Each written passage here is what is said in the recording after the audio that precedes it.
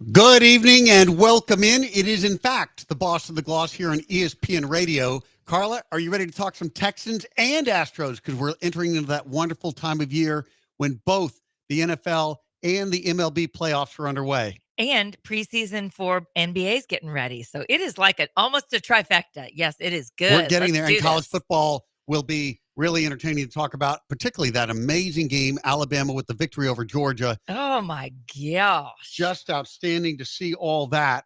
And we're going to have some great guests coming up on the show. Speaking of the Longhorns, it will be in the first segment of hour two. We'll have Terry Middleton join us, and he will talk all things Horns and SEC football. This hour, in segment three, we're going to have Art Howe of formerly of the Astros, and he's going to talk about the big series tomorrow, Astros opening against the Tigers tomorrow. So that all should be great.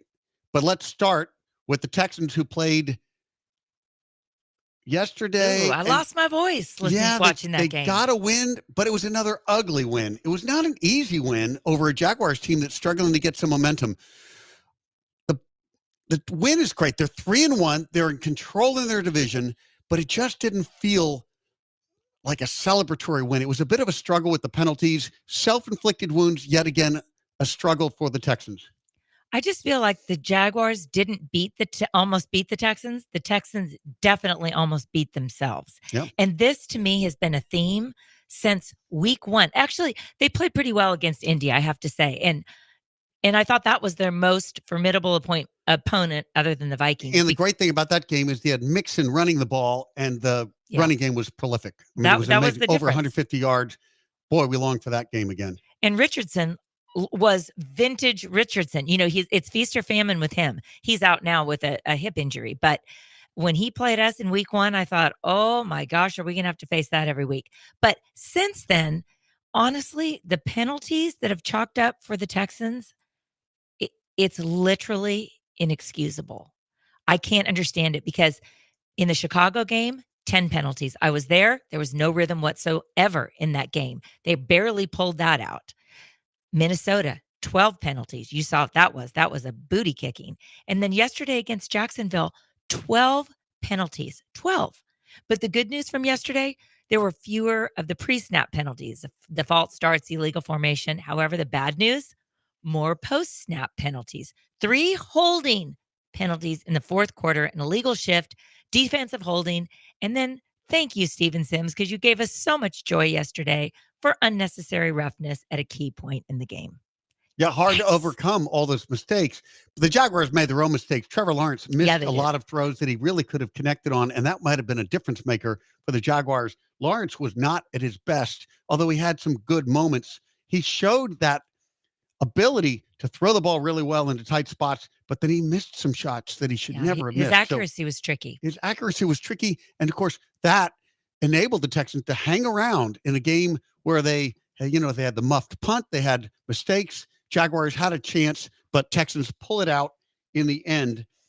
Give CJ Stroud a ton of credit. Oh, he was fantastic. He was the reason they won that game yesterday. Yeah, I was listening to Joel and Jeremy coming in, and they called it CJ's best game of this season. Agreed. And I don't see how you can dispute that, because he did everything he needed to do yesterday, and a lot of it was under duress.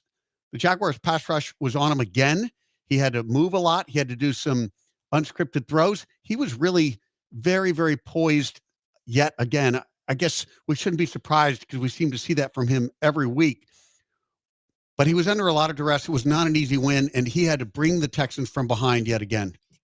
But he's comfortable with that. I mean, we don't want here in Houston, we don't want that to be what the norm is. But, every Houston win this year, these 4 games, the wins have been by less than a touchdown. You can't sustain that with what they have coming up, which is an angry Buffalo squad who just got embarrassed yesterday, New England and Green Bay. And they're going to New England, they're going to Green Bay. So it's a tough slate in front of them. And I think they've got to get this right. What bothers me is that when asked about the penalties after the Vikings game where they had 12, D'Amico Ryan said, we're going to get it right this week. We're going to get it right. They didn't. At home, in a place that they're comfortable playing, it wasn't right. In fact, it was terrible. And, you look at on the O-line, Kenyon Green, Shaq Mason, and Laramie Tunsil. They combined for 7 penalties yesterday, 4 holds, a false start, and 2 ineligible players. These are veterans. I mean, There's how do no you fix that, David? There's no You're excuse you're a for football Tunsil. guy. I don't know what to say. It's just not an easy one to address. You know, it's interesting when you talk about penalties. Bill Parcells used to say when his team had too many penalties after a game, he used to say, "Hey, I didn't coach those penalties."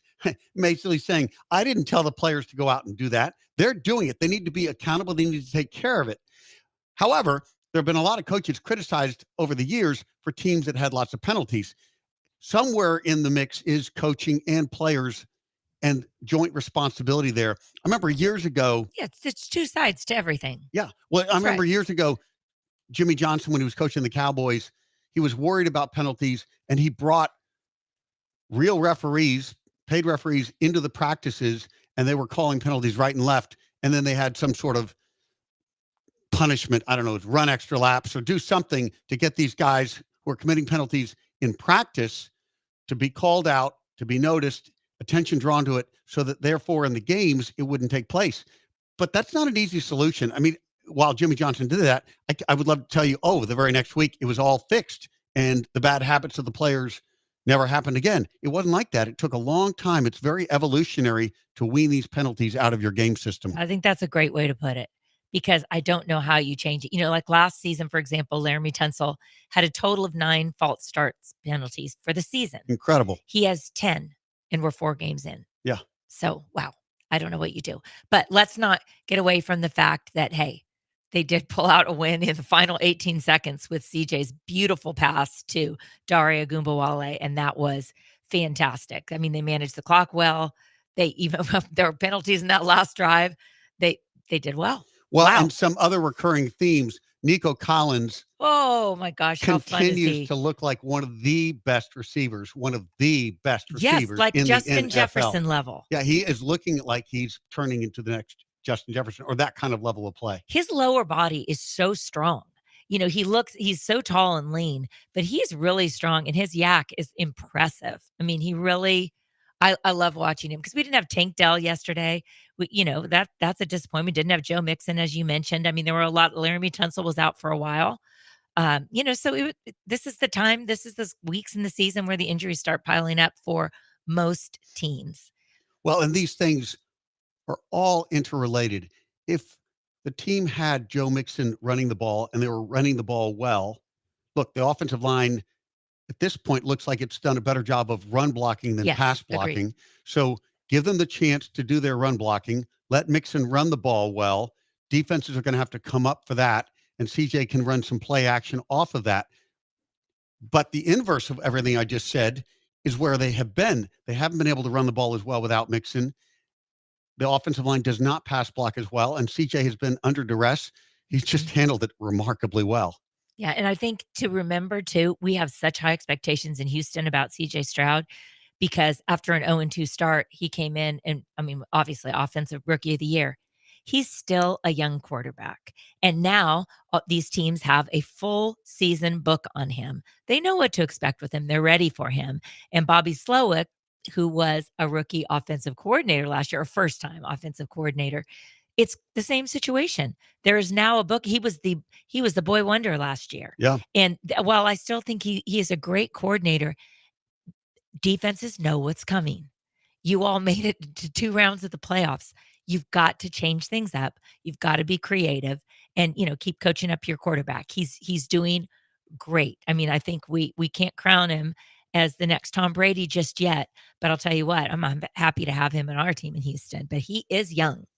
Second year. One thing that stood out to me, was sort of an eye-popping stat, was that the Texans defense had sort of a season low pressure rate. It was only about Yesterday? 25%. Yes. Well, they had it. No, that was their stat coming into week 4. And, well, the season low pressure rate, and actually it allowed Trevor Lawrence to have multiple TD passes Oh, yeah. for the first time this season. We just didn't get to him. Mm-mm. And Trevor is mobile enough, but it's not like he's Anthony Richardson running around. And his O-line is pretty beat up. So and the we Texans should be able to have penetrated that better. really could have. I would have expected more out of them to get more in the face of Trevor, unsettle him a bit. I was a little surprised we we couldn't get to him in the backfield. Yeah, that's right.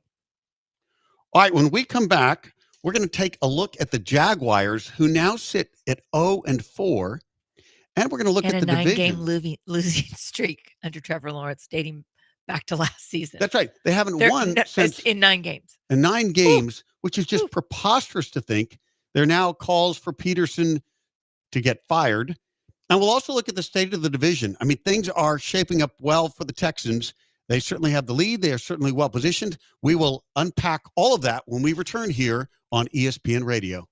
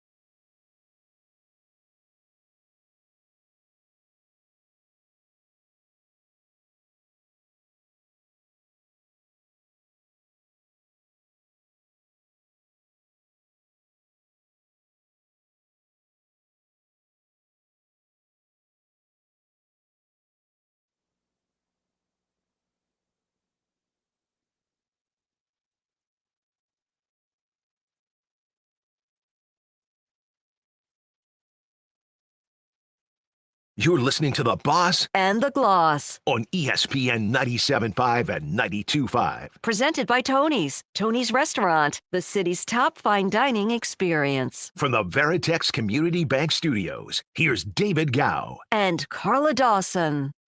The goal for us every week is to win. There's no such thing as an ugly win to me. Like, you finish with the win, because as we know in this league, wins are hard to come by. It doesn't matter who you play. So, man, I'm just proud to get a win. And it doesn't matter to me how we win them, just finish with the win. That's DeMeco Ryans, head coach of the Texans, celebrating the win yesterday, though, as he described it, an ugly win. And it really goes back to the penalties, and we were talking about it last segment. But what do you do if Laramie Tunsil just continues to do false start penalties, holding penalties? Do you really bench him? Do you find other ways to discipline him? It's such a frustrating thing to see week in and week out.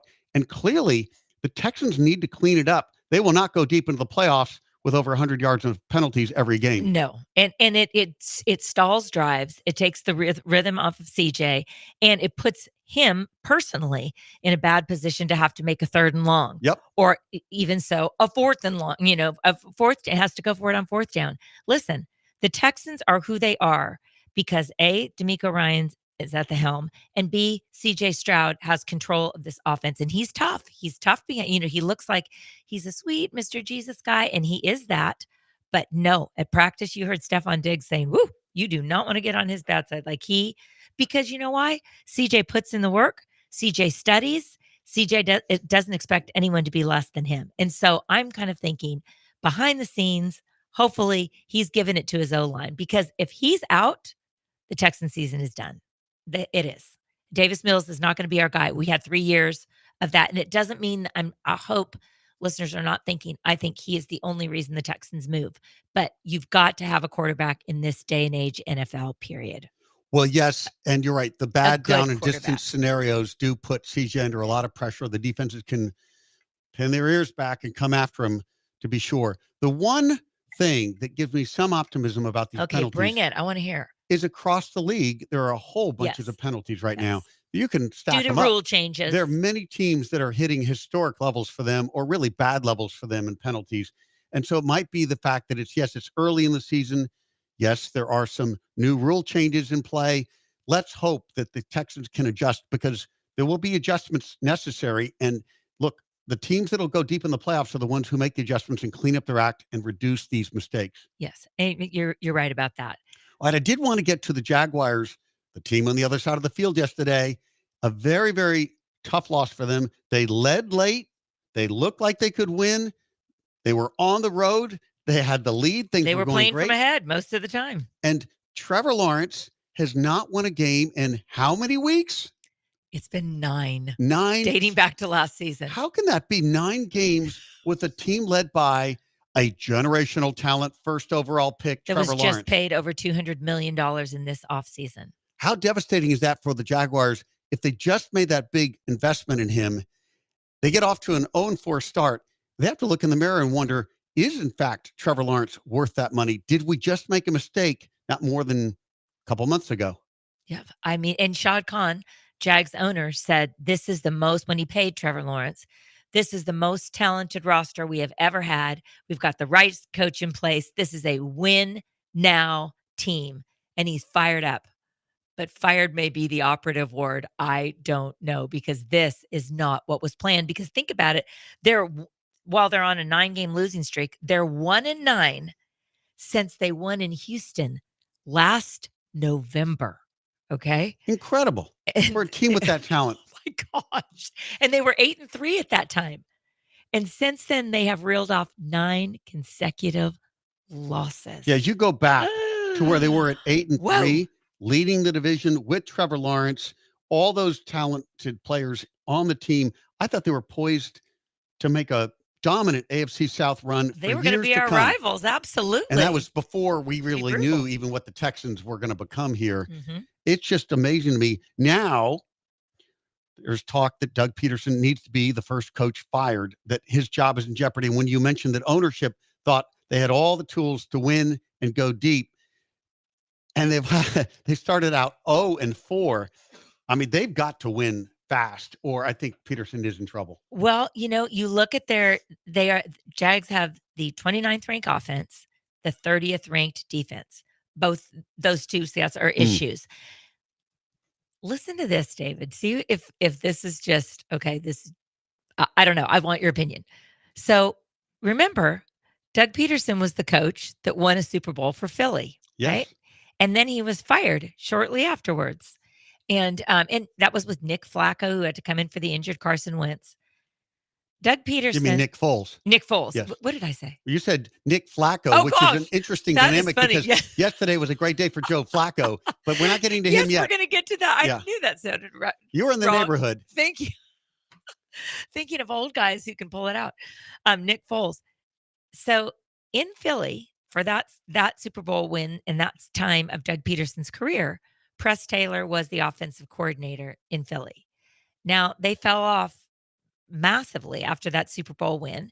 And the fact that he would not move on from Press Taylor is really the reason he got let go. He sat out of coaching ranks for, I don't know, a year or so. And then it was after the Urban Meyer debacle, mid-season firing in Jacksonville, that Peterson got the job in Jacksonville, which I thought was a fantastic hire. I mean, he's a former quarterback. What a great person to mentor and shepherd Trevor Lawrence. But guess who he brought with him? Press Taylor once again. And I don't know, I watched that play calling yesterday and I thought to myself, who's calling the plays? Because Press Taylor is not calling a good game if this is him. And I think, I don't know if this, and that may not be any relation, but I find it interesting. Did Doug Peterson not know that Press Taylor has responsibility in him getting fired from Philadelphia?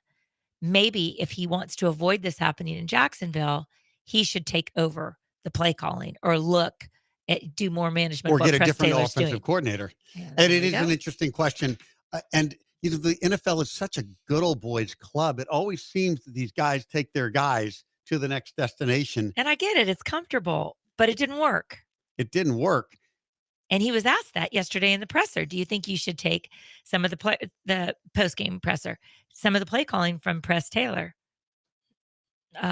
I mean, I can think about it, but it was after the question of, are you worried about your job security? Yeah. So he was obviously a devastating loss.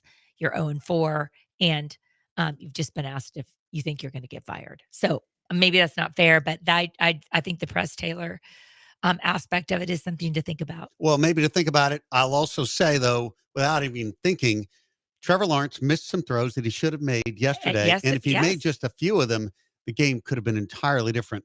And so I was a fan of Trevor Lawrence back Me in college. too. I thought he was so impressive. I was excited to see what he would do in the NFL. His arm talent is obviously amazing. He's got that big, tall frame to see everything on the field, and he moves And around he's unflappable. just well enough. Yes, he's doesn't get upset. He's always seemingly poised. Some might say he lacks a fire in the belly, a competitive instinct and competitive juice that he needs to bring to bear. But I thought he was going to be a far better player than he has been thus far in his career. I agree. And obviously, so did Jacksonville because they paid him over $200 million this summer. Okay, I just want to pause and look at the division now where the Texans sits. The AFC South, of course, the Texans sit there at 3 wins, 1 loss. The Colts Which was D'Amico's goal for the first month of the season. and that's very was 3 and respectable. 1. I mean, the So that's Vikings good. loss was a bit of a debacle, Whew. but look, nearly every team in the NFL has had a stinker of a week, and that was the Texans' stinker of a week. You can go up and down the whole set of standings, and you can see a loss on nearly every team, and it's an embarrassing loss. Yep. There are a few exceptions like the Chiefs, but they're the exception to everything these days. But the Texans sit 3-1, Colts at 2-2. Of course, the Texans have that win over the Colts opening game, and they will play again in a couple of weeks. Mhm. That'll be a huge matchup because obviously if the Texans can win, they can effectively get a 2-game lead with the tiebreaker. That's huge. Then after that, we're really got the Titans and the Jaguars both winless thus far in the season. So it really They're feels reeling. very good for the Texans. They're very well set up in the AFC South. Yeah, but Indy could be formidable. Okay, So that is one to look at. you have more respect for Indy, more fear for Indy with Joe Flacco at quarterback. I do. Not to be confused with Nick Flacco. We're going to go with Joe Flacco on this one. But you think Joe Flacco represents more of a threat than Anthony Richardson at this point? I do. I think we got the best Anthony Richardson in week 1 when the Texans played. We had to Indy face the at best, home. right. Yeah, we had to Yeah. face it. And he didn't make mistakes. Yeah. He was actually really good. But think about this. Joe Flacco is in his 17th season. 17th season. He is a Super Bowl winning quarterback. He is about to be 40. Fun fact. He's 8 days older than Anthony Richardson's mother. But anyway, I digress. Wow. But guess what? Shane Steichen, who is doing an amazing job in Indy, coached Joe Flacco in Philly. When he was the OC there, Flacco was the backup. Mhm. And so that's a match that they already know each other. They're comfortable with each other. They know each other's system. That is such an easy fit into, and that explains why not only is he a great journeyman backup and has been a star in his prime, was able to step right into Shane Steichen's system yesterday and pull out that win. It was impressive. Intriguing. Against a very feisty Steelers team. Yeah, Joe Flacco is back. Joe Flacco and his brother Nick. Yeah, I'll tell you what. I mean, you talk about a feisty Steelers team. The Steelers defense has been amazing thus far. It was not Amazing. so good yesterday, but this is a very talented Steelers team, and Justin Fields is looking better. So we'll get back to them. I do want to share some sad news, though, before. I mean, this is a dark day. We're talking about the passing of Dikembe Mutombo. Oh, that has been so sad. He died of brain cancer today. Long-standing quality NBA player and quality guy Hall of off the court. Famer, 4-time Defensive Player of the Year. I mean, incredible. And then the other sad news I've got to report, you may not have seen this, Carla, yet. It just came out. TMZ is reporting that Pete Rose No. has died at age 83. No, seriously? Mm-hmm. Charlie Hustle. Oh, wow. Oh, wow. Okay. And of course, as a baseball fan, when he was on the field, look, we all remember the controversies and the issues he had with gambling. But as a baseball fan growing up and watching Pete Rose play and his hustle and enthusiasm for the game, And and that- frankly, his numbers, that- they're crazy. yeah, they're crazy Stats. accomplishments in his career. We might pull him up and look at him at some point later in the show. But his time with the Reds, and then I remember his being such a leader on the Phillies when they made their deep run into the World Series. He was a real icon on every team he played. He was a real leader, and his hustle and enthusiasm for the game were notable to anyone who ever watched him play. Well, that is really sad. Prayers go out to his family. Wow. The 83 sounds young. It's getting younger by the day over here, let me tell you. Yes, the last time I saw him, he did look pretty weathered and worn. We saw him at one of the Super Bowls. I think we saw him in Vegas, maybe. Mhm. Of course, Yeah, he was signing memorabilia. yeah, he made a business out of signing memorabilia late in his career, and certainly that was a good way to make money on the name Pete Rose, sort of easy money for him. But I'll always remember him as somebody when you watch a game, whether it's basketball or baseball or football, there are some players, your eyes just gravitate toward them. I mean, I know in basketball, when you're watching the Warriors play, Steph Curry, you just sort of follow where he goes. It's hard to keep your eyes off him. Baseball's not like that because the players aren't on the field for long, or you only see where they're standing some of the time. There's not a lot of movement That's right.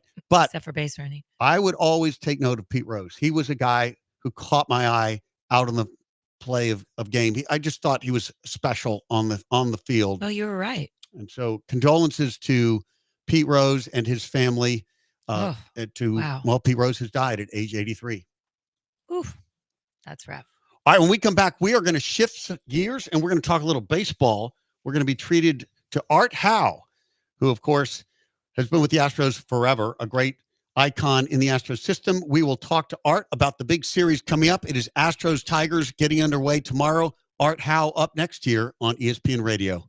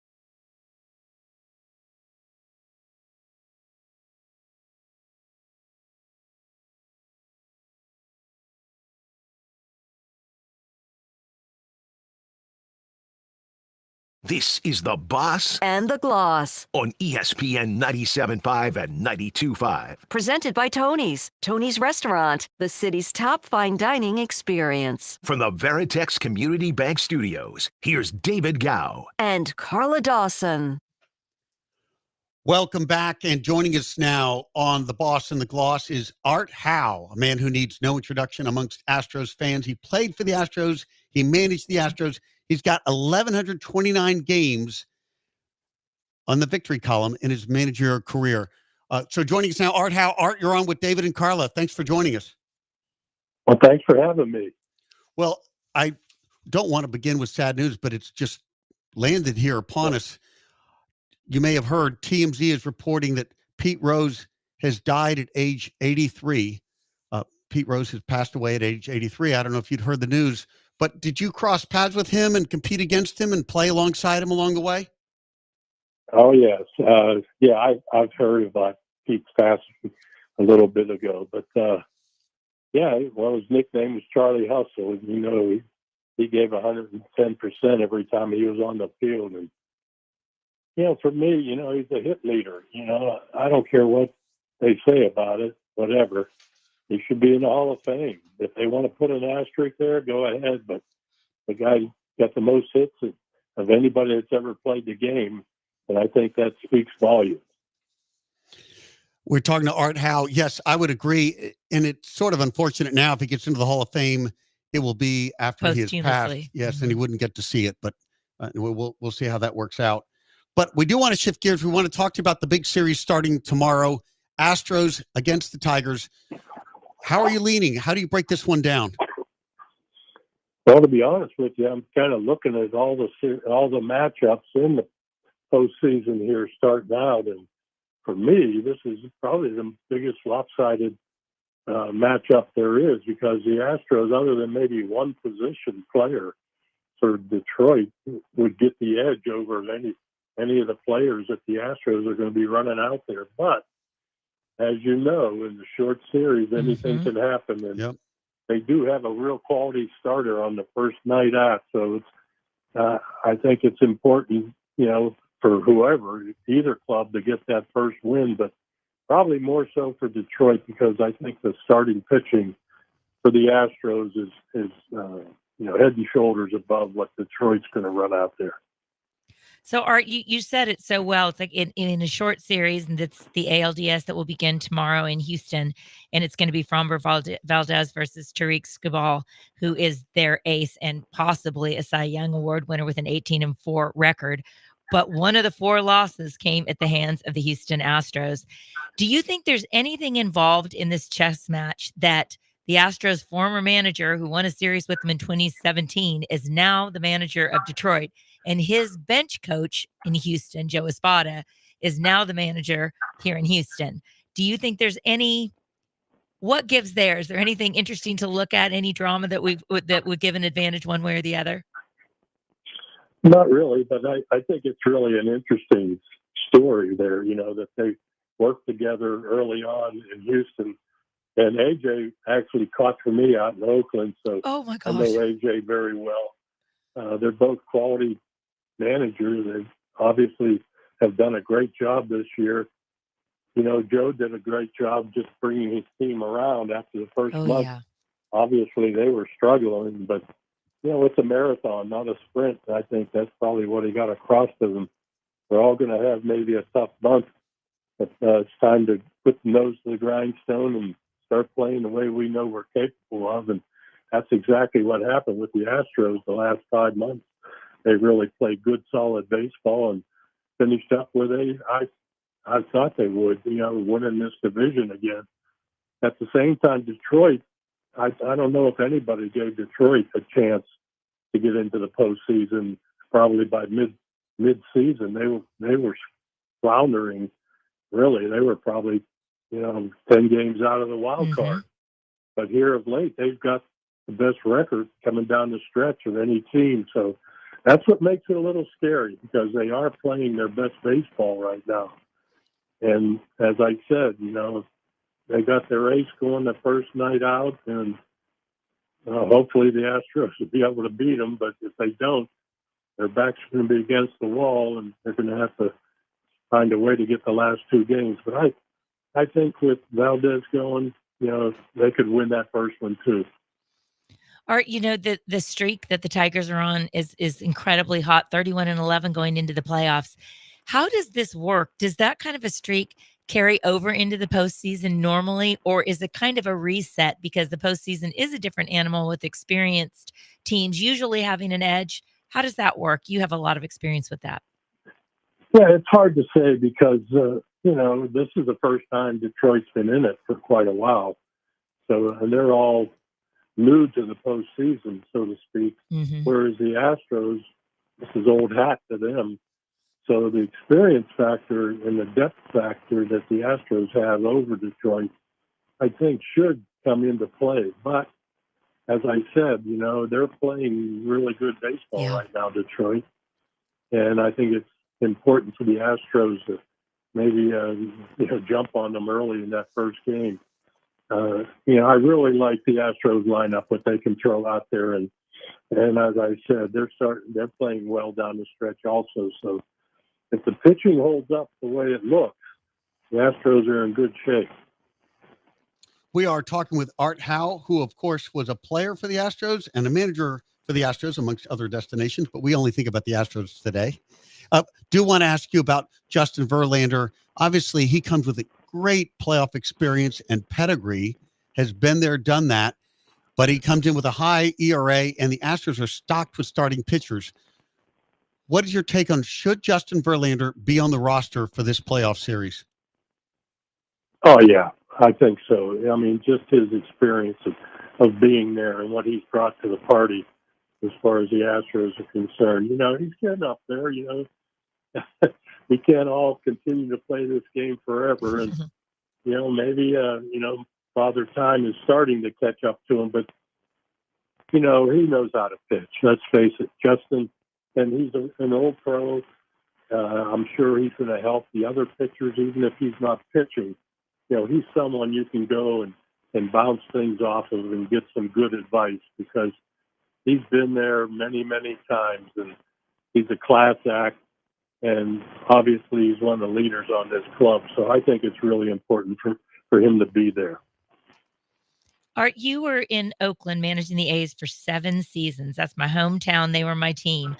Talk about your emotions and your thoughts as you saw the Athletics play their last game in Oakland on Thursday. Wow. I'm sad, actually, Oh, me too. and I'm sad for the fans. When I was out there, we started rebuilding the club, and we didn't draw all that many, but the loyal fans that came every night, They're diehards. they were out in left field playing the drums and trying to get the team going, and we're very supportive. That's what hurts, Obviously, they've lost the football team, they lost the basketball team. Now they've lost the baseball team.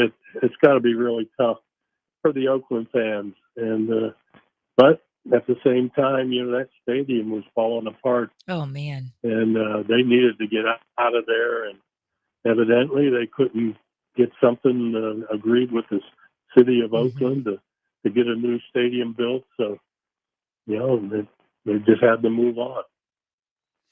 We are talking with Art Howe.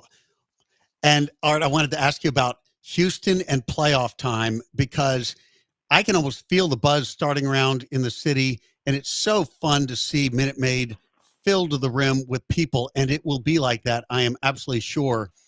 You played for that 1980 National League team that won the tiebreaker game, beating the Dodgers 7-1. You had a great game there. You had a home run in the third.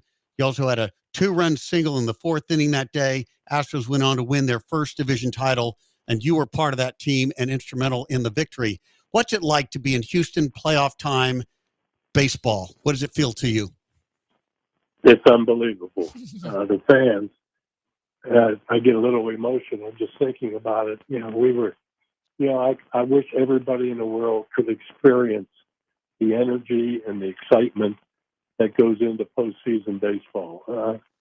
To be a part of it, you're like walking on air during those games. It's so exciting to be a part of it. And back then in the Dome, our fans really picked us up and got us going. I know we lost in 5 games to Philly that year, but it was a tremendous series, 4 extra inning games out of 5. And, it went back and forth. And, anything could have happened. And I don't know if people remember back then, that was the year JR had his stroke. Mm-hmm. And at the time, he was the best pitcher in baseball. He was. And And I'd be wearing a couple rings right now if JR hadn't had that stroke. I really believe that. Oh, wow. That's right. He was at the top of that Yep, staff. J.R. Richards. He was a Mhm. very good staff, but J.R. Richard was at the very top of Yep. his game when he had that stroke. Yes, he was. You know, we had Nolan at the time, and Joe Necro won 20 games that year. Yep. I mean, yeah, we had a heck of a staff. Vern Roll pitched in and went like 12-4 for us that year after JR got, you know, the stroke. And so, I mean, we just had a ton of talent and a great group of guys. I miss them. We're still in touch with an awful lot of them, and that's what's great about baseball too. You know, you build friendships and they never end. Well, you're always welcome and loved in Houston, Art. That's for sure. We would love to have you back anytime. Truly. Well, thank you. Let's go Astros. Yeah, Let's let's go, get a W. Astros. He is Art Absolutely. Howe, one of the icons in the Astros franchise. Art, thanks so much for joining us here on the eve of the start of the playoffs. You're welcome. Thanks for having me. All right, we'll be right back. We are the Boston Gloss here on ESPN Radio. We're going to switch back to some NFL talk when we return here on ESPN Radio.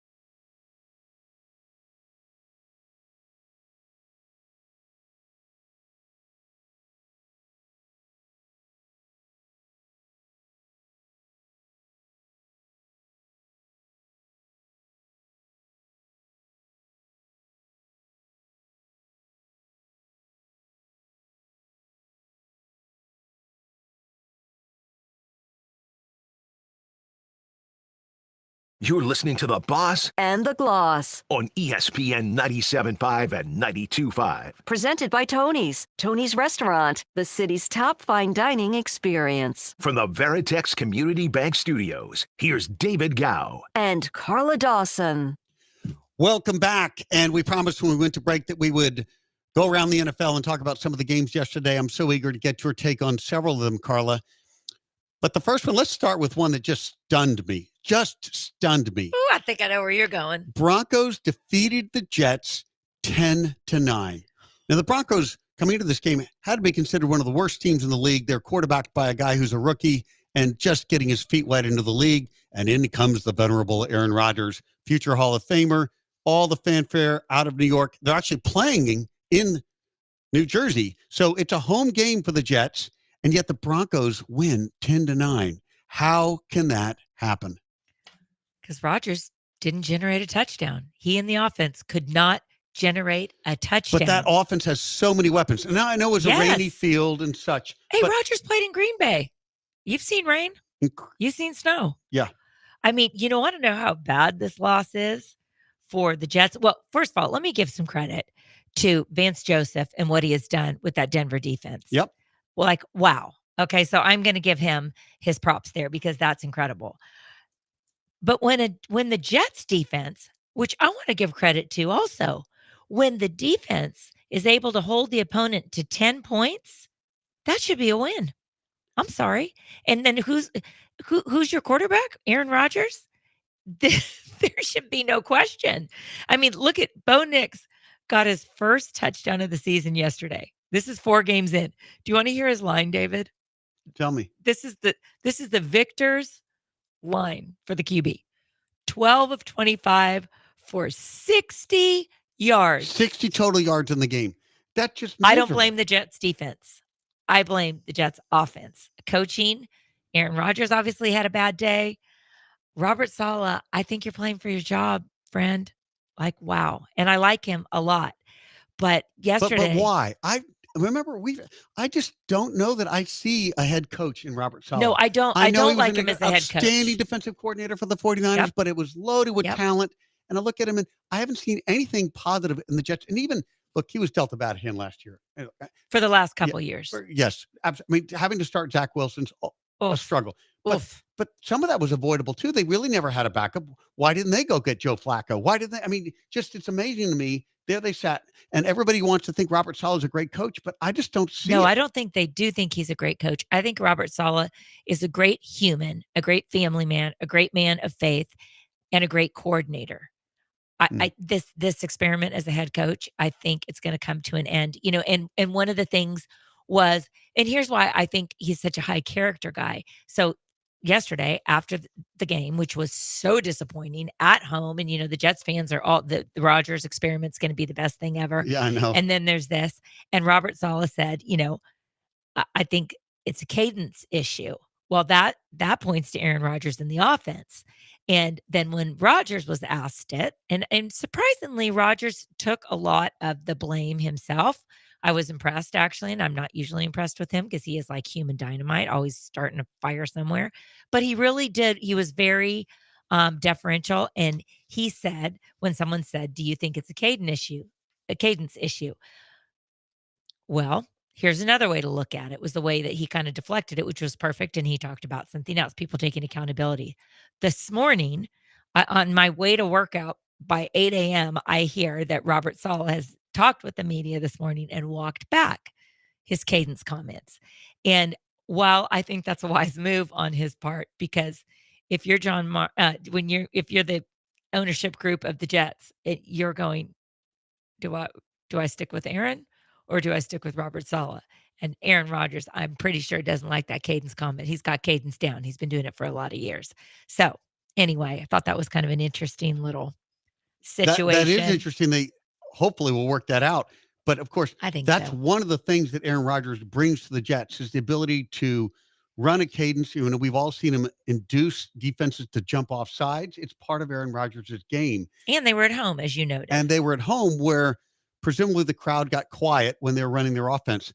I mean, the other question mark, Robert Saleh is certainly a question mark, but offensive coordinator Nathaniel Hackett. Totally. Thank you. There he Sorry. sits. He's the OC at the Jets. And he's the OC because, of course, that's whom Aaron Rodgers wanted. He brought him in to be the OC. And you see what happened when Nathaniel Hackett got out from under first Mike McCarthy, then Matt LaFleur, and Aaron Rodgers, and went out on his own, the wonderkind there, and went to Denver. with Russell Wilson, it was a certified disaster. Nathaniel Hackett was the head coach at that time, and he was fired midseason. It was so terrible, and he's never been the same. I mean, you mentioned it early in this segment. The Jets have weapons. I mean, their line, it seems pretty good. Their offensive weapons are incredible, and they're young and they're fast. Well, there's no excuse for this. Well, look, I mean, Garrett Wilson is an extraordinary talent at the wide receiver position. Yes, he's amazing. And he was targeted 8 times, but he ended up with only 5 catches for 41 yards. Not a big day for him. He was covered by a really good corner, Patrick Surtain, but still, they got to find creative ways to get the ball into Garrett Wilson's hands. And then you look at the running backs, Brees Hall, he was a bit of a non-factor for them too. 4 yards on 10 carries. Yeah. So a bad day for Brees Hall. And Braylon Allen, their rookie, had 43 yards on 8 carries. They just couldn't get the game going. They couldn't get the running game going, and Rodgers never got into a rhythm. You want me to hear something else that's sad for Jets fans? Yeah. I'm like kind of laughing, but it's sad. Do you know that Bo Nix did not have a completion longer than 2 yards? Okay, 2 yards until the first throw of the second half, and that was a 23-yarder to Cortland Sutton. Incredible. I could do that. Yeah. Oh my gosh. I mean, those 2-yard passes are sort of funny. I mean, I always thought of The Sean dink and Payton. dunks. Sean Payton is going back to his time with the Saints and Drew Brees. They mastered the short passing game Yeah. very well. It wasn't like Brees was airing it out deep. It was not like your old Raiders with Daryl LaMonica, the Mad Bomber, going deep. I No, love me some LaMonica. It was very much a short passing game, a precision passing game, a rhythm passing game. And surely that's what Peyton's going to try to develop there with Bo Nix in Denver. But they've got a long way to go when they're completing 2-yard passes. Yeah, and credit Vance Joseph because he's making it easier on the offense when the defense is doing their job. So there we go. Okay, I want to ask you about another game. This was a bit of a surprise to me, but not overwhelmingly so. Vikings with another win. They go 4-0. The surprise to me is that the Vikings are sitting here 4-0. And actually, after going 3-0, I might have thought, well, they're just due for the clunker that every team in the NFL seems to have at one point. But the Vikings beat a pretty darn good Packers team, a team that had Jordan Love back, but maybe Jordan Love wasn't quite ready to play. Well, if I look at part of Jordan Love's stats from yesterday, he had 4 touchdowns. Woo! He had 3 interceptions. Oh. Yeah. So there's that. They helped out a less than perfect game from Sam Darnold, which who knew we would be talking about Sam Darnold in the MVP conversation, basically. But yeah, I think Green Bay was off their rhythm. And honestly, I know that Jordan Love got paid this summer, and he was amazing last year what he did with the Green Bay franchise, and it took him a while to get going. I think the book's still out on Jordan Love. I don't know for sure. I mean, you got to give him some time to get back. He's coming back from it. He missed 2 games with an MCL sprain, but I think that it still remains to be seen. I don't have a complete opinion that he's the guy yet. How about you? I feel good about Jordan Love. Okay, good. And I'm All looking at a guy coming back from injury. Yeah. There were some rust there. But he made some mistakes he just cannot make. But you pulled back 1 or 2 of those interceptions, and the Packers could have won that game. Yeah, And it was 3. still 31-29, a very, very good competitive game. But for Minnesota to go into Lambeau and beat Green Bay on the road, an important division matchup now. It's a 2-game difference, 4-0 for the Vikes, 2-2 the Packers sit, although half the league is sitting at 2-2, it seems. Everybody's about that spot. Look, it's a long season. I think Jordan Love is going to get right. He's obviously getting great coaching there with LaFleur. I think they're going to be fine. I'm more impressed by the Vikings and what they've done than I am concerned for the Packers and where they sit right now. They're one of 3 unbeaten teams. It's Minnesota, Seattle, who we're going to see tonight, and the Chiefs. Yeah, and Seattle's very vulnerable to losing tonight, playing the Lions. Mhm. Lions, of course, are favored, but Seahawks, they've had a great start. Yes, you're right, 3-0. There sit the Vikings. And at some point, people are going to conclude that Sam Darnold is a quality, actually maybe very good quarterback in this league, which is sort of hard to say. It doesn't come off the mouth very easily because it's been such a long road and struggle for him to find any sense of stability or to be surrounded by a great supporting cast of talent on the field and coaching in the locker room. What is your take on Sam Darnold today and his development? I think he's in his seventh season, if you can believe it. And you look at where he started with the Jets, where quarterbacks go to die. Seriously, where you go to die. Then gets traded to Carolina. That is no better. It might be even worse. And really, the turnaround for him came when he went to San Francisco, and it was backing up Brock Purdy. And you know what? The coaching there, the pieces that were there, the ability to watch all that, that's what changed everything. And he will tell you that. Sam Darnold will tell you that. And Kevin O'Connell and Kyle Shanahan are tight. They're from all that little tree situation, that coaching tree. And I guarantee you there were conversations. Do I want this guy? And Kyle said, yeah, you do. And there we go. And credit Kevin O'Connell's aggressive play calling yesterday, because Sam Darnold fumbled on that sack, but Kevin O'Connell went back or got rattled on that sack. 6 consecutive passing plays. Boom, boom, boom, which is such a confidence builder if you're Sam Darnold. That guy is pretty. So when he was at USC, unflappable, has a very CJ-like demeanor and Yes. poise, which is really key. And he's got that. He showed that yesterday. That was a tough environment, as you mentioned.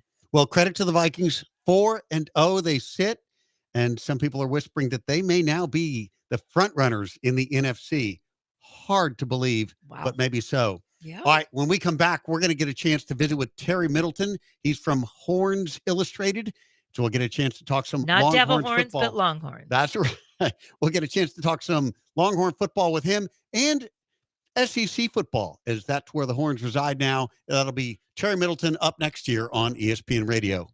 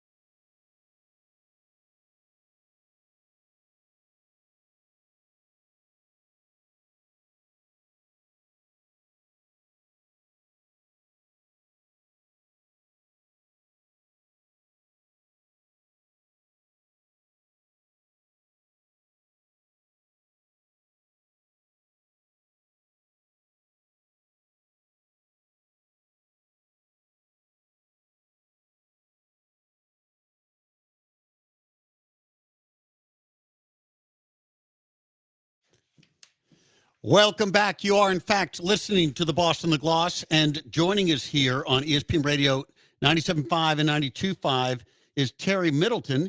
He's from Horns Illustrated, so he can tell us all things about the Longhorns football program. Terry, welcome to the show. You're on with David and Carla. Well, good afternoon, Houston. Good afternoon, or good evening, David and Carla. I'm glad to be there. Well, Glad to have you, Terry. Glad to have you. Absolutely. All right, Longhorns got their win yesterday against Mississippi State. It looked like an ugly start, but ended up pretty comfortable with a 35-13 win. What was your take on the game yesterday? Well, I have to be honest with you. As it started going, they did have a shaky start.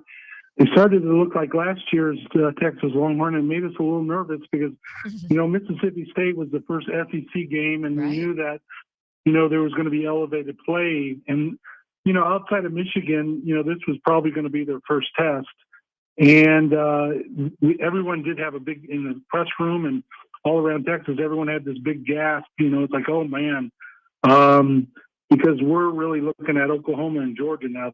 Georgia is the team that we really want to come and do some serious business to. So hopefully they work out the little kinks and get back on track. And they still did score 5 touchdowns, so that's pretty good. And they still had 522 yards of total offense. But the way they went about it, they had a few missteps. So hopefully they correct that. Terry, you bring up a great point, and these are why those kind of games are called trap games. They had UTSA, they had Louisiana Monroe, and then you're looking ahead to Georgia and OU because anything can happen in the Red River rivalry. And so, but they were able to correct it, which is great. Let me ask you just flat out, because it's being talked about. Is there going to be, or is there a quarterback controversy in Austin? That is such a great question, and I'll give you my take. The answer is yes, and the answer is no, and it depends on what I think here. If Quinn doesn't get back into the game, it's going to be a serious problem. I think he's going to start for Oklahoma, but here's the thing. Steve Sarkisian, he's known for developing quarterbacks, and his job and his goal is to get Quinn to a spot. And if the NFL is his next move, he has to get him ready for that. Holding him out and not letting him play and develop does not serve his best interest. And Sarkisian obviously is about winning, but also is about developing that quarterback. And he has a couple more years with Arch Manning, and so he's going through that development process. But it's important that Quinn gets back in during Oklahoma, so they can get prepared for Georgia and then continue on out. So that's really the controversy. It's not, if Quinn gets hurt again, then, luckily we have Arch to step in, but he has some growing pains that he has to go through, but that's really it.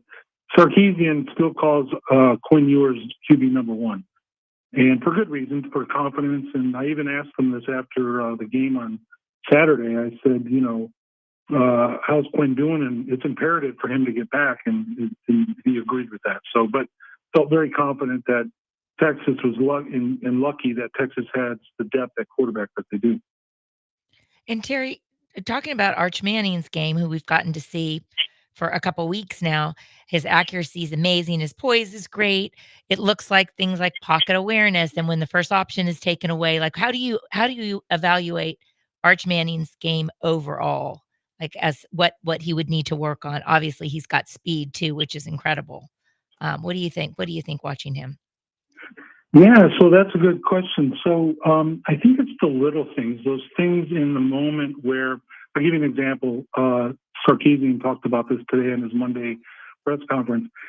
So Arch did the quarterback keeper to get into the end zone, and they called it back. And then they did it again, and they ended up calling a touchdown. But what he didn't do is he didn't stay on the ground. He immediately popped up, so it made it more difficult for the umpires the refs to call the touchdown. And even the refs came up to Sarkisian and said, "Hey, tell Arch to stay on the ground, so when we walk up, we know where he's at. We could see the ball planted over the goal line." So it's those little things. It's making the right read. Obviously, he has a fantastic arm, great presence.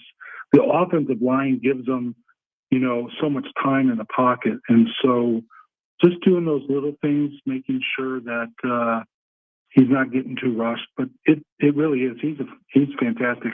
I will tell you this. I think it's because of his preparation. I can remember last season when he wasn't playing at all. He was on the bench. I would look down, and he was standing ready to be called into the game, knowing exactly what to do, practicing his twitch moves with throwing the ball or whatever. So he's ready to go. He's prepared. Yeah, he looks like it. We are talking to Terry Middleton. He is with Horns Illustrated. You can read him there, all things Longhorns. I want to talk to you about the SEC a bit more broadly here. Huge game last weekend, Alabama defeating Georgia. And the Longhorns will face Georgia very soon. I guess they play Oklahoma first and then Georgia. What scares you about that Georgia team most? Well, they're a championship level team. That's what it is right there. They're champions. They're professionals practically. You know what I'm saying? And Yeah. so, And I was impressed with the way they bounced back, where they didn't give up. I mean, they made a late charge that was so impressive the way they battled back. yeah, this is what champions do, right? They don't quit until the game is over, and they play at an elite level. And this is a problem. Now, I think Texas is part lucky to be playing Georgia at home, because the crowd in Texas very is true. a determinant. It's when Alabama came here, we almost beat Alabama, and the players after that game said, "This place is loud."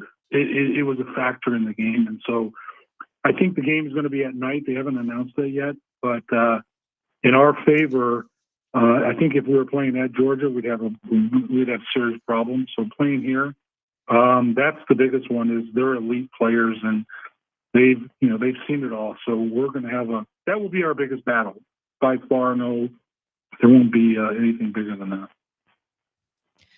Talk about, Terry, freshman Colin Simmons and his impact in the Texas backfield. Wow, he was on fire on Saturday. Oh my goodness, he had 2 sacks. 6 of the tackles For were loss, solo yeah. tackles. Yeah. And he had 3 tackles for loss. It was absolutely incredible. We had a big question after last season losing Devondre and Murphy and Sweat and Murphy, and these guys stepped up. These guys they're maniacal. And when you're talking about Collins, you also have to throw in there Vernon, who's a Houston guy, right? He came off the side and he took the ball out of the quarterback's hand before he even knew it, and then caused the fumble and carried the fumble. So this Texas defense is absolutely on fire. That was the biggest question, even going into Michigan. Mm-hmm. How would they fare? And they're going to take us a long way. And to be honest with you, even in this last game, the Texas defense, good thing they held us, or held Mississippi State, because we were shaky for a while, and that could have went south pretty quickly. But we have a pretty hardcore group of guys on defense. We're talking to Terry Middleton of Horns Unlimited and Illustrated. Horns Illustrated. Sorry, Horns Illustrated. Yeah. You can read all things Longhorns there, and the Longhorns, they do get the bye week. Let's talk about the Sooners game, the Red River rivalry. Oklahoma doesn't seem to be the powerhouse this year that they have been in previous years, but they do have some talent on the field, and it is a big-time game. The rivalry games, anyone can get jittery in that game. Is there something about the Oklahoma Sooners that turned your head? Yes, and this bit Texas last year. So one of the things that Oklahoma did, because they knew that, last season they knew that Texas was coming in hot. They changed things up and they threw something at Texas they were not expecting. They just absolutely, they had a defense scheme against Texas that it wasn't on tape. They didn't know how to deal with it, and so they caught them off guard immediately. And so I'm looking for that to happen again, because that was their big moment to be able to throw us off our guard. I can say that rivalry, what's so unique about it is you're playing at home and you're playing it away. And so really anything can happen. I mean, it's really kind of wild. I don't know if you've ever been there to watch it, but the game, Oklahoma could have the worst season, or Texas could have the worst season, and yet that game is just different. For some reason, it brings out the best in both teams. And so the only concern I have is them throwing something at Texas that they're not expecting. I suspect, though, that this year Sarkisian is going to be waiting for it and be coming in hot. So we'll see, though. It's a toss-up. No matter, Texas is playing phenomenal now, but it's not a shoe-in for them to win that game. That's for sure. All right, Terry, before we let you go, Tell us what people can find on Horns Illustrated on your site. Say that again. Before we let you go, tell us what people can find on Horns Illustrated. What Oh yeah. Yeah, thank you for that. I appreciate that. Yeah, Horns Illustrated, we started in 1994, right? We were a print magazine forever.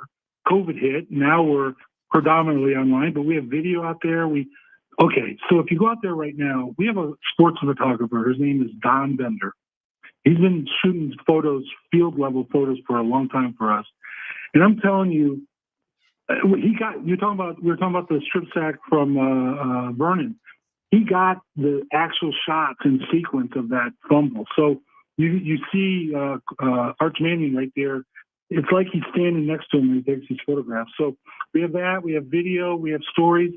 We kind of tend to slant toward the human interest side of things. We try to anyway, talking about, there's so many great stories about these players. They're just amazing people, right? Doing amazing things and working super hard. So, so stories about Texas Longhorns and not only football, but the whole gamut of all the sports that we've been covering for many, many years. I hope to continue doing it long into the future. Very good. He's Terry Middleton. You can get his content at Horns Illustrated. Terry, thanks so much for joining us. Hey, David, Carla, I appreciate it, man. Thank you so much for giving me the opportunity in Houston. Hook 'em Horns. Hook 'em You Horns. got it. Thank you, Terry. All right, when we come back, we're going to look at one of the surprising NFL matchup outcomes yesterday. It was the Buccaneers over the Eagles. We'll break that down and take a look at what's going on with the Eagles as they sit there at 2-2, a surprisingly disappointing start. That up next here on ESPN Radio 97.5 and 92.5.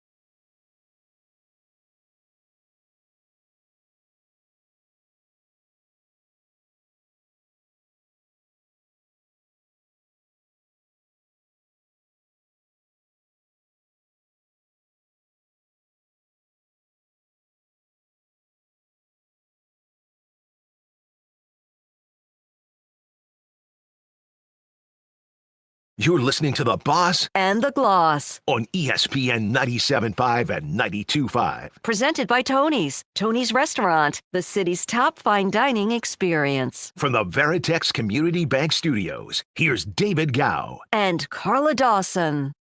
Welcome back. It was great to have Terry Middleton here to talk a little bit Longhorns football. And boy, the things are looking bright there. Quinn Ewers will be back, it looks like, in a couple of weeks. They've got Arch Manning if things go awry there, so they are stocked. But let's shift gears to the NFL because Even though Alabama is the new number one this week. well, I know AP that poll. happened, but it's almost irrelevant now. Yeah, but it is funny exactly. to see how they've now traded places here a little bit. We'll see. There'll be time to fix that if the Horns Oh, keep for it sure. going. We shall see. Okay, a team that did not keep it going yesterday was the Eagles. They fell to Tampa Bay. Well, our intro music was Another One Bites the Dust. Poor Philly. Poor Philly. And our hometown guy, Jalen Hurts. Well, it was just not likely to me that Tampa Bay would be sitting here doing so well with look, they're 3-1, which is one of the best records in the NFC. Of course, the Vikings are 4-0, but there sits Tampa Bay at the top of the NFC South at 3-1, and they took down the Eagles, whom most people would have predicted would win the NFC East. But the Eagles sit here at 2-2, a game behind the surprising Commanders, and we'll get to the Commanders in a minute. But the Eagles, let's start with them. It's a little bit frustrating where they sit at 2-2. I know no one there is satisfied, but that was a really poor showing yesterday against Tampa Bay. Yeah, I think you've got to blame Vic Fangio, the defensive coordinator. He had soft coverage. I mean, if you look at that game, the first 16 minutes, the Bucs scored 3 touchdowns. There's where the damage was done. That's a really hard deficit to come back from. 4 total in the game. So after the first 15 minutes, they only scored 1 other score. I mean, that was it. So that's on Vic Fangio, to be honest. And obviously, you brought up, which is true, Jalen Hurts is not. The offense hasn't been doing much, and he's a turnover king. He leads the NFL in turnovers, which is really frustrating. Now, his personnel was compromised. There was no Lane Johnson, no Devontae Smith, no A.J. Brown. He was blitzed multiple times, and the line couldn't protect him. But the thing that's that to me, just I can't believe it. Tampa Bay outgained Philadelphia. Oh, gosh. 255 yards to 0 at the beginning of the so you spotted the Philly basically spotted the Buccaneers 255 yards before they even got going. You can't recover. There's just that is an insurmountable mountain. It really is. But you know what? I mean, honestly, David, let's just go to the elephant in the room. I don't know why people are just dancing around this. Sirianni and Hurts are not mano a mano. Period. End of story. It was that way at the end of last season when they collapsed. It hasn't been the same since they went to the Super Bowl, where they should not have lost against the Chiefs. Don't get me started on that DPI call. That was insane. But anyway, whatever. And Shane Steichen left. Both coordinators left. And they're now head coaches in Arizona and Indy. It hasn't been the same. Last year's coordinators are gone. But the constant in all of this has been Sirianni and Jalen Hurts. When you as an organization, the Eagles, pay Jalen Hurts to be your franchise quarterback, you better make sure that relationship between coach and franchise quarterback is good. And I don't mean you have to like him, but you have to believe in him. And I don't think Jalen Hurts believes in that coach, Nick Sirianni, and I don't think Nick believes in Jalen. This is not a good match, and something has to change. And to me, if I'm the Eagles, the Lurie family, Nick's got to go. I don't know what's going on in that locker room. It's pretty obvious because yesterday that there's quite a divide between Sirianni and Hurts is a man of very few words. And even last year, you could read between the lines a little bit. Yesterday was no reading between the lines when he was asked, do you and Coach Sirianni, do you all talk about, the identity and get on the same page? And his answer was, we have our moments. Okay. Does it take anybody else to read the room besides me? Right. That means I don't like him. He didn't like me. We don't get each other. That's got to change. I don't know. What do you think? You know more of the technical stuff. Well, no, I'm being a girl. What's so crazy about it is to think of where they were last year. I think they were at 10 wins, 1 loss. And then wheels came off the They bus. they became the Jaguars. And then they lost everything. Yeah. Everything. And so they limped into the playoffs, lost in the first round, but they were not the same team. When they were sitting 10-1, there was talk about the Eagles are going all the way to the Super Bowl. It was a certainty. It Almost wasn't at a that pretty time. 10-1. No, it was I will not. say that. But the hype was still there. It was a real. lot of buzz. And when you look at the talent on that roster, that justifies the buzz. I mean, there are some big time players on that team, and yet they're not putting all the pieces together. Mm-mm. I'm concerned for the Eagles. I'm not surprised with this loss because Baker's got it rolling over there in Tampa Bay. He really does, despite the terrible loss last week. But I think there's real concern in Philadelphia, and there was real concern last year. And I know they're trying out new coordinators, but I don't see anything great coming there. Well, Baker Mayfield and the Buccaneers sit at 3-1 atop their division. They're a bit of a surprise to me. And, the problem with Baker has always been consistency, right? He has Well, a there's week. plenty of problems. Yeah, with there's Baker. a week when he's great and a week when he's not so great. He was not so great last week. But for the most part, he's done well. In fact, the only dust up he's gotten into is this whole back and forth with Tom Brady, which is just almost it's a goofy thing for Baker Mayfield to be talking about Tom Brady. And so for those who didn't know it, Baker Mayfield was on a podcast and talked about how this past week, when Brady after they lost, when Brady was in Tampa, that the mood in the locker room was no fun, that Brady created sort of a culture that wasn't enabling fun in the locker room. And Baker has come and brought fun back into the field. But look, I think any Buccaneers fan would still rather have Tom Brady and no fun than Baker Mayfield and all that crazy fun that he thinks he's providing to the team. You mean the ringless Baker Mayfield? Yes. I mean, what I want to say is, hey, Baker, yeah, I'm going to give you your props. You're doing good snaps for you. You're doing a good job taking over for a Tom Brady. But Tom needs two hands to hold all of his rings. You don't have any. So I don't know what this was. I mean, he actually, some of his quotes were, it was a high-strung environment, had everyone pretty stressed out. I'm here to bring the joy back to football. Well, let me see. I'd rather have a ring than joy. And the bottom line, and I love Tom Brady's response. Yeah, read Tom Brady's response. It was intriguing and fun to hear. He said, I thought stressful was not having a Super Bowl ring. There was a mindset of a champion that I took to work every day. This wasn't daycare. Oh, snappity snap. And then Baker says, wait, but you took that out of context. No, Baker, we didn't take it out of context because I just read what you said. So it's just, I think there is a difference between the era of Brady and Belichick, kind of that type of era, Bill Parcells, Rex Ryan. It was hard-nosed, Jimmy Johnson, grind it, Troy Aikman, grind it out football, and you work for it and you are consumed by it and you feast on winning. That's what you're there for, even to the sacrifice of some people's families. Honestly, I think that was what the end of Tom Brady's marriage was. And I don't think that Baker understands that clearly. He doesn't understand winning at this level. He's been in the league 7 years, and he really hasn't had a great career until he's come to Tampa Bay. It's much better. What right does he have to spew this garbage out of his mouth? He doesn't understand. He doesn't know. He hasn't come close to doing what Tom Brady did in Tampa. And I thought it was interesting to hear 13-year linebacker Lavon David, when he heard about this whole situation, Brady's comments, he was like, yeah, that's typical Tom. He played with him. He's been at the Bucs for 13 years. And he said, there's a reason he got 7 rings.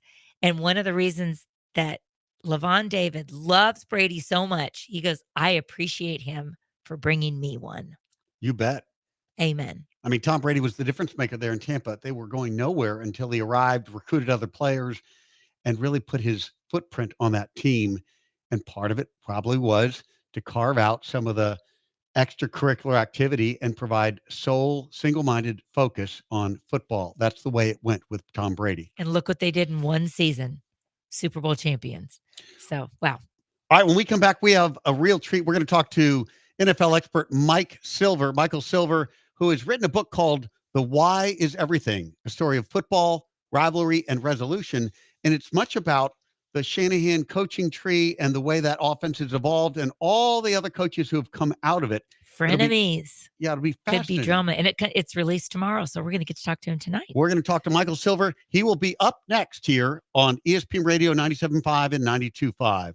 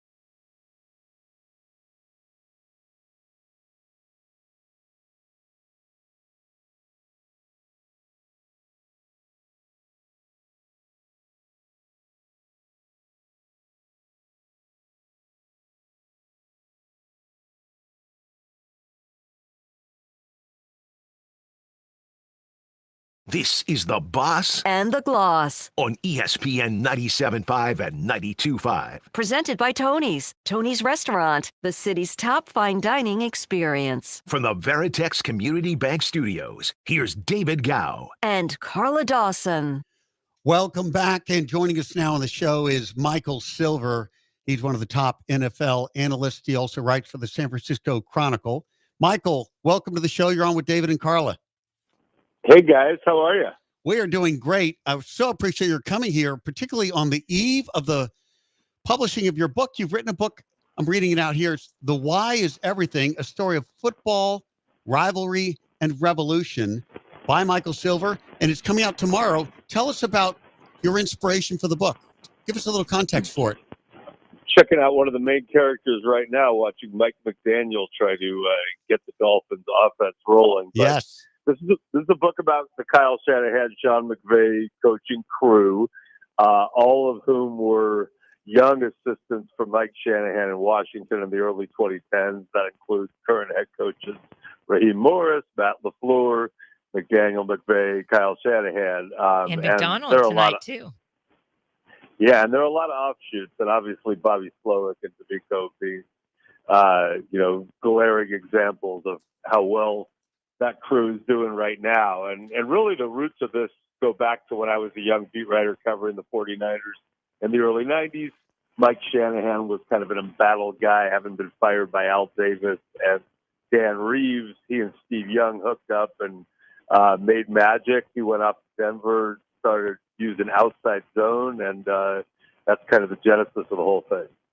It's funny because I often hear it's the Kyle Shanahan tree, but I think of it as the Mike Shanahan tree and that zone run that they used to do so well. And even you saw it with Gary Kubiak and others. It's been around, but it seems like it's evolved and gotten more sophisticated now with more motion and more activity. Is that fair to say?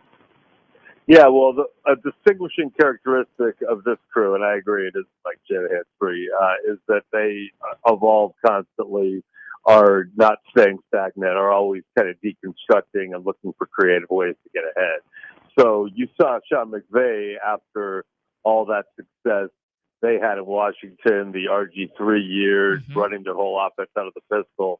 He ended up speeding things up, running a lot of 11 personnel, using wide receivers as blockers, using motion to diagnose. And that was one innovation. Matt LaFleur has kind of put his own spin on things in Green Bay. And since Aaron Rodgers has left, we're really seeing, just how good a coach he is. And then Mike McDaniel, who was the run game guru and made his bones as a run genius, goes to Miami, sees what he has in Tua, and goes, you know what, I got to get Tyreek Hill to go with Jalen Waddle and go completely the other way. So, they're always kind of thinking about what they have and how to tailor their system to that, but also how they can get better and stay ahead. Michael, how does this work? This is a pretty small fraternity in the NFL, the coaching fraternity, and this group of young, still young, really young at the time, with Kyle Shanahan being the youngest OC in the NFL. But this tree of people, Shanahan, McVay, McDaniel, Morris, LaFleur, are they friends, frenemies? Do they have mutual respect? Or are they pure competitors? How is this relationship amongst this group? Great question. It definitely varies. It has varied. There's a chapter in here called Enemy Friends. That's about Kyle Shanahan and Sean McVay. I thought so. And it's a quote from Raheem Morris, who is actual close friends with both of them. But they are not close friends. I think he put enemy first for a reason. And part of that is circumstantial, just having to play each other twice a year and battle it out in the NFC West. But, Raheem Morris and Kyle Shanahan do have a legit close friendship. They once got arrested together, which is in the book, if you could believe that. And Raheem and Sean McVay also have a close friendship. I think Mike McDaniel, Matt LaFleur, Sean McVay, more actual friends. A real high-profile falling out between Matt LaFleur and Kyle Shanahan right around the time of the 2021 draft, when there were reports that the 49ers were trying to trade for Aaron Rodgers, who Matt LaFleur obviously didn't want to lose. They've since patched that up. But, yeah, it's funny. It goes back to the Texans days, and I remember them well when Kyle went there as a position coach under Gary Kubiak and later as the league's youngest offensive coordinator. And that staff had Matt LaFleur, Mike McDaniel, Robert Saleh, who is close friends with Matt LaFleur from way back. So it is crazy how intertwined it has all become. Wow, it really is. And Michael, question about, so most of these names that you've mentioned have come in and through San Francisco. Robert Saleh, Mike McDaniel, a lot of them have been getting coaching jobs off of the coordinator situation with the 49ers. Right now, Kyle Shanahan has this incredible roster, incredible talent. Yes, there's injuries. Is there still a window for them to win the Lombardi? Last year was a brutal loss to Kansas City. What do you think? Yeah, and windows can close quickly, and Yep. they have a lot of guys who played a lot of football and or are pretty old. You're seeing the wear and tear. Injury luck usually doesn't last, and even though they ran out of quarterback in the NFC Championship game a couple of years ago, they've had reasonably good injury luck, and it's hard. Tip balls and miss calls and all that. But I would say this: he's got a quarterback in Brock Purdy that he absolutely believes is elite and ascending, and I would agree with him. So when you've got a guy who can scheme it up like that and call plays like that, and you've got a quarterback who's on the rise and able to do so many great things. You might be able to fight through some of this attrition, and obviously they're going to be Brock Purdy will be eligible for a big contract extension after this year. That'll change the salary cap calculus, and they won't be able to pay everybody the way they have. But I do believe that if the quarterback's as good as I think he is, and more important, as good as Kyle Shanahan thinks he is, they might be able to keep that window open a little longer. We are talking to Michael Silver. You need to get his book. It's called The Why is Everything, a story of football, rivalry, and revolution. Okay, one guy who's off this tree and runs that offense, Bobby Slovic, he's here in Houston. And of course, we're broadcasting live here in Houston. He's done a remarkable job with CJ Stroud. Did you see this coming? I mean, did you see him as somebody who would carry on the torch of this successful offense and be able to? Yes and no. I thought he'd carry on the torch, and he obviously did. Was groomed in Washington all the way up through the 49ers, and was the next guy. But what CJ Stroud did last year was still like mind-boggling to me. I mean, I remember Dan Marino, that crazy rookie season in '83. Never seen anything like it. But then you had this long period where most rookies didn't play right away. Matt Ryan and Joe Flacco kind of changed that. They played right away and were good, I think, in '07. And then, now we're at a point where rookies come in and play. But still, the norm is there's a lot of bumps. Peyton Manning threw a lot of interceptions. Troy Aikman went 1-15. Some of these incredibly great players had to take their lumps. CJ Stroud just looked the part from the beginning and all the way to the end, as you guys know. So I give DeMeco and Bobby Slowick a ton of credit, along with CJ Stroud. And Slowick's interesting because one of the things you'll see in this book is that Kyle Shanahan, starting as a young quality control coach in Tampa on the offensive side, listened to his dad, who told him, look, you've got one of the greatest defensive staffs in that building that you're ever going to see. Monty Kiffin, young Mike Tomlin, Rod Marinelli, Joe Barry, Raheem Morris. Go sit in on their meetings too, because if you really want to be great, you got to learn it on both sides. Raheem Morris, who was on the defensive side, had been a young head coach with the Bucs, ends up getting switched to offense by Kyle Shanahan in Atlanta and coaches receivers. So he's incredibly well-rounded. And Bobby Slowick was a guy on the defensive side in Washington. And I remember Mike McDaniel telling me a long time ago, before I had a book deal, just when I was kind of monitoring all this because I knew something was going on. Hey, I told Kyle, we got to replenish the well because so many guys are leaving. And we think Bobby Slowick, has a lot of potential. So I kind of said to Kyle, let's move him over to offense. Well, that went incredibly well to the point where, he's already getting head coaching buzz, and understandably. Michael, the title of the book, The Why is Everything. I refresh my memory, but did that come from, I think it was Kyle Shanahan when he was learning, growing up with his dad, like, yes, people can figure out how to do something, but he wanted to know from his staff and people around him why it was done. Is that Kyle Shanahan's, or am I wrong on that? Tell us where that title came really, from.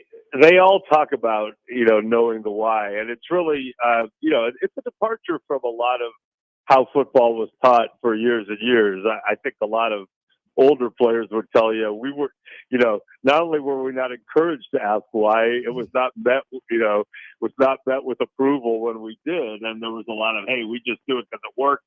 That's the way they've always done it. Do it this way. Do what we tell you. These guys absolutely want to know why. And, back in Washington, if one of these other guys would go into Kyle Shanahan, the offensive coordinator's office with an idea, they had better be able to justify why the idea existed and what the purpose was, or he'd tell them to get out of his office. And then the next step is they want their players to know too. They want to be able to say to the players, look, when we tell you to run exactly 6.5 steps and then cut in every single time, this is why that's important. And this is why it will benefit us as the game goes on. So yeah, very much part of their ethos. They're kind of open to deconstructing anything. Those days in Washington, I liken it to like the early days of Silicon Valley. If you had a firm with all these young visionaries, Steve Jobs, Ted Hoff, Andy Grove, racing, in with ideas and creative solutions and trying to get on the board. That's kind of how it was. And, as they've run their own operations or, been parceled off, the pettiness of the rivalry has definitely reared its head. And you see that in the book, too. We're talking to Michael Silver, author of the book, The Why is Everything, a story of football, rivalry, and revolution. It's coming out tomorrow.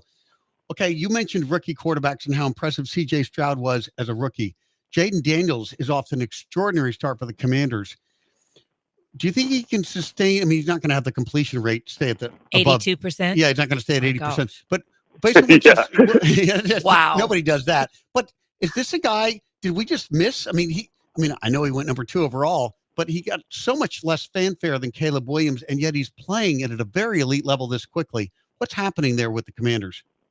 I mean, it's crazy what we're seeing, right? And I'm still, as I said, C.J. Stroud was mind-boggling to me last year.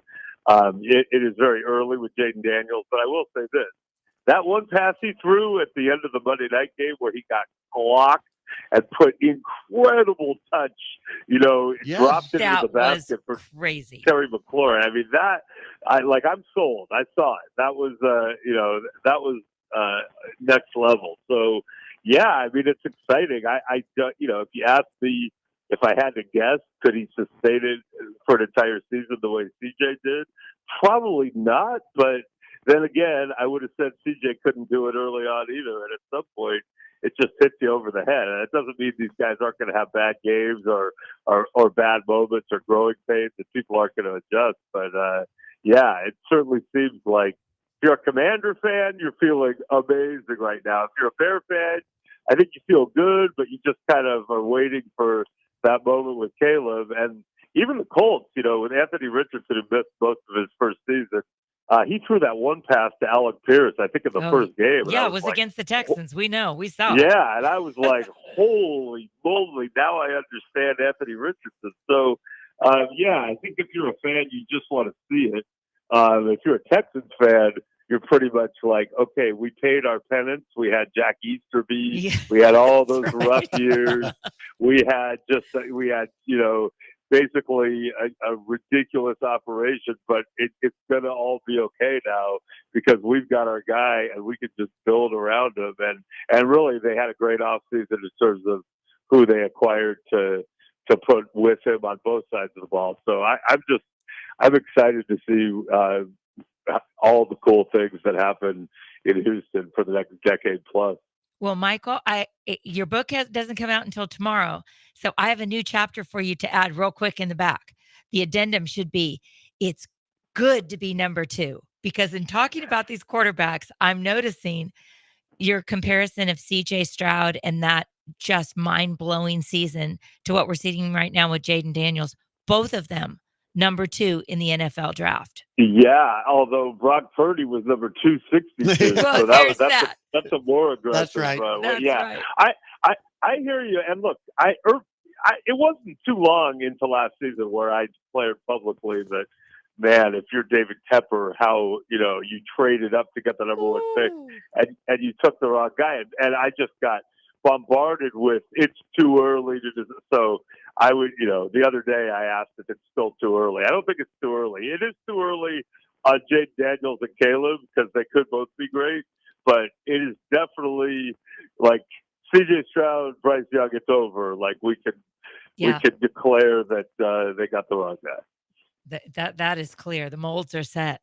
Yeah. So sad for Bryce Young. Wow. Well, and so much of it is the context of the team you go to, the coach. I mean, Cliff Kingsbury is doing a great job there with Jaden Daniels. And all true, but if you put C.J. Stroud on the Panthers will be way better than they are.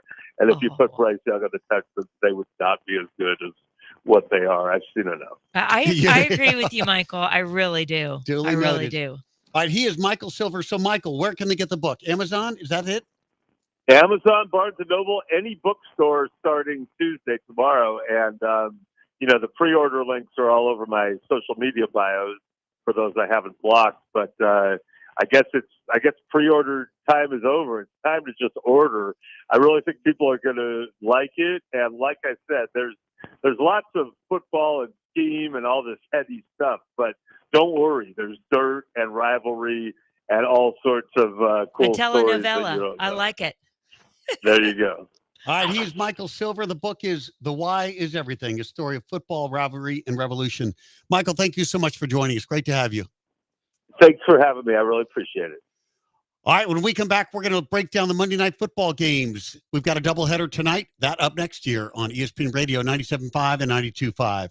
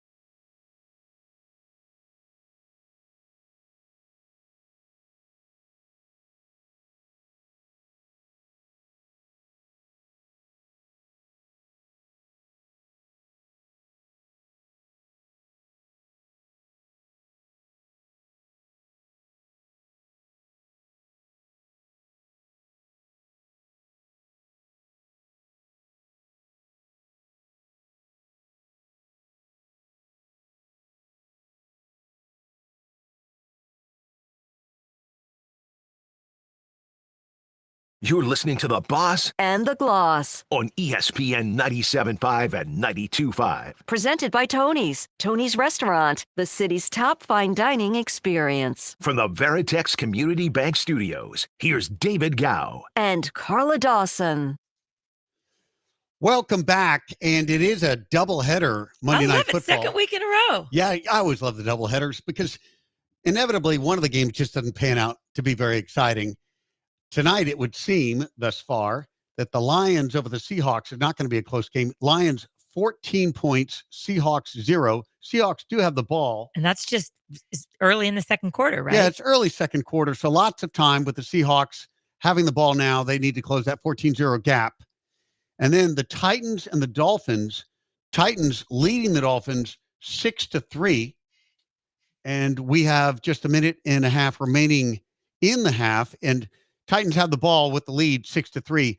Boy, the Dolphins are just not the same without Tua. That season has unraveled for the No, Miami. and then Skylar Thompson got injured. So there you have Tyler Huntley in at quarterback, who's spent, the last several seasons in Baltimore, so hasn't gotten a lot of playing time there. But he's making his debut tonight for Miami. So let's see if they can get that turned around. Mike McDaniel's got his work cut out for him. Got to be frustrating for Mike McDaniels because he was trying to build the greatest show on turf. Yeah. Second generation here with Tua and Waddle and Hill and all those assets. But this is a long season unfolding for the Dolphins. And Tennessee's playing for getting rid of that goose egg in their record because they're 0-3 right now. They're one of two teams. Jaguars 0-4 after yesterday's loss to the Texans. Tennessee coming into this game 0-3, hoping to get rid of that goose egg. But Will Levis, I just got to say, wow. He is just, I can't see that we're going to get this fixed. But you know what? I will remain hopeful.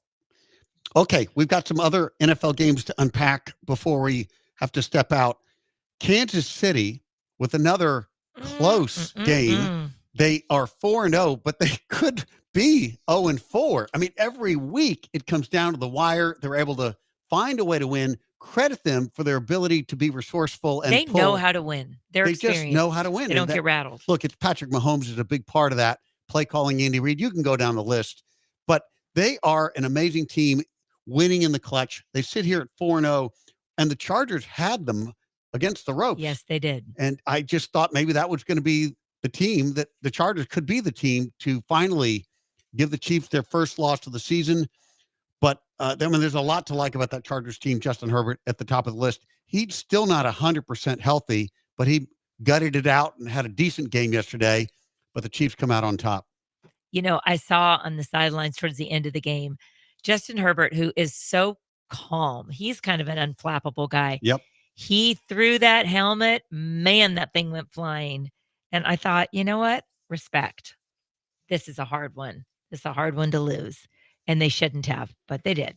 Well, it was a costly victory for the Chiefs as they have several injuries now they've got to deal with, including their top receiver. And did you see how he got injured? Oh, yes, awkwardly, because it was an interception and he was coming. Mahomes was trying to block. Pass. Trying to block the defender. And so was Rashee Rice. And Mahomes' knee collided with Rice's. So that obviously inadvertent. But so Rashee Rice, if in fact it is a torn ACL, he will be done for the year, obviously not coming back. And the Chiefs have already lost Hollywood Brown, whom they picked up over. They never had him in the offseason. He's been gone the whole time. Yeah, they had him. And Isaiah Pacheco is out with a broken leg. I mean, he will be back, but not for a while. So there are whispers the Chiefs are going to need to trade for a wide receiver. It'll be intriguing to see where they go, how they get one. It's probably a little bit early. What they need to do, of course, is wait for a team to fall out of contention completely. And then that team might be willing to sort of trade the present for a future draft pick. Wouldn't it be ironic if Tyreek Hill became available? I mean, the Dolphins are going nowhere this year. Well, they do go back on their people. They've got, how do you think Kareem Hunt got here? That's right. Don't get me started on all of that. But yes, so you hit Rashee Rice goes out. Obviously, I think a torn ACL. That's what it looks like. But here's the positive for that. He has time now to deal with all the legal issues from his Lamborghini speed crash that he fled the scene and is now cooperating with authorities. So there's that. So he has time to do that if he has to recover long term. And next up, Kareem Hunt, who was let go in Kansas City after the video resurfaced of him kicking a woman outside his home and then again at a place in Ohio.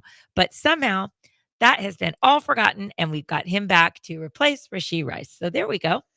One guy who can fill the gap a bit here is Xavier Worthy, who is making his share of big plays. I mean, that guy has the speed. And yesterday, it was a 54-yard touchdown catch from Mahomes to Worthy, but the ball sailed in the air just a little over 60 yards. Mahomes really aired it out. Yeah, he did. Beautiful that's throw. A great pickup. Now, one reason they may need to go get a wide receiver is the falling off of the production of Travis Kelce. He had a good game yesterday, but the Chiefs are running out of skill players, running out of weapons. And Kelce, there's a lot of narrative that he's slowing down, that he's gotten older, or that his girlfriend No, he's is a gotten bit of a tailored. distraction. That's Yeah. it. The Swiftie factor? Yes, it is. He's tailor-made. Is she That's a a problem with his distraction. football game? I'm not going to go that far to say, but I know You don't want to been upset doing. the Swifties out there. No, I don't. We're going to lose most of our audience. Because you know what? Hey, good for them. They seem happy and all the good things. But honestly, he's on the stage and, wherever she is, this summer with his sequined outfit on, doing all the things. Hey, he should have a life. That's great. But I don't think it's his age. It's not his fitness. He's got some other things going on. A little too much fun, perhaps? Maybe, but I don't blame him. So it's okay. But the Chiefs, I don't worry about them. I really don't. And considering that Patrick Mahomes got to the Chiefs via the Bills, so did Xavier Worthy. Why don't they just get a receiver off the Bills? The Bills seem to like to help the Chiefs out quite a bit. All right, that may be next. And I hate to say it, but we are out of time. You've been listening to The Boss and the Gloss on ESPN Radio.